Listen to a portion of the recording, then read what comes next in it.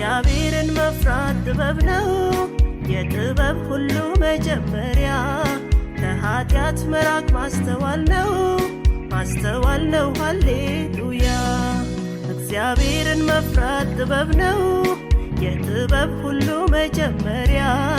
ከኃጢአት መራቅ ማስተዋል ነው ሃሌሉያ